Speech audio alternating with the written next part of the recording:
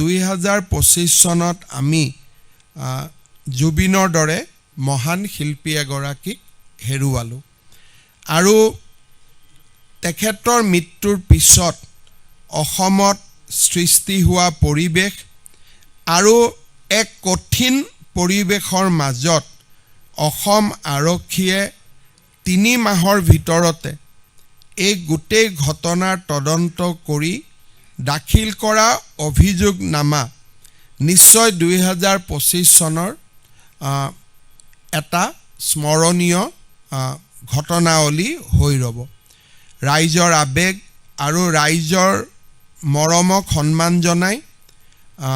ৰাজ্য চৰকাৰে আমি এই গোটেই ঘটনাটোৰ যাতে ন্যায় বাস্তৱসংগত হ'ব পাৰে, লিমিটেড টাইমৰ ভিতৰত ন্যায় হ'ব পাৰে, সেইকাৰণে ৰাজ্য চৰকাৰে ইতিমধ্যে অহা 12 জানুৱাৰীৰ পৰা স্পেচিয়েল পাব্লিক প্ৰচিকিউটৰ এই গোটেই ঘটনাটোক যাতে ন্যায়ালয়ত আমি প্ৰতিষ্ঠা কৰিব পাৰোঁ তাৰ বাবে স্পেচিয়েল পাব্লিক প্ৰচিকিউটৰ নিয়োগৰ বাবে সিদ্ধান্ত লৈছে।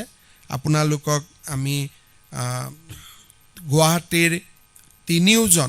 3-4জন জ্যেষ্ঠ ক্ৰিমিনেল এডভোকেটৰ লগত আমি কথা পাতি আছোঁ। 5 বা 6 তাৰিখৰ ভিতৰত আমি স্পেচিয়েল পাব্লিক প্ৰচিকিউটৰজনৰ নামো আমি ঘোষণা কৰিব পাৰিম আৰু স্পেচিয়েল পাব্লিক প্ৰচিকিউটৰ এপইণ্টমেণ্ট হৈ যোৱাৰ লগে লগে আৰু ডকুমেণ্টছ এক্সচেঞ্জৰ পৰ্যায়টো পাৰ হৈ যোৱাৰ লগে লগে আমি গুৱাহাটী উচ্চ ন্যায়ালয়ৰ মুখ্য ন্যায়াধীশ ডাঙৰীয়াক এখন স্পেচিয়েল কোৰ্টৰ বাবে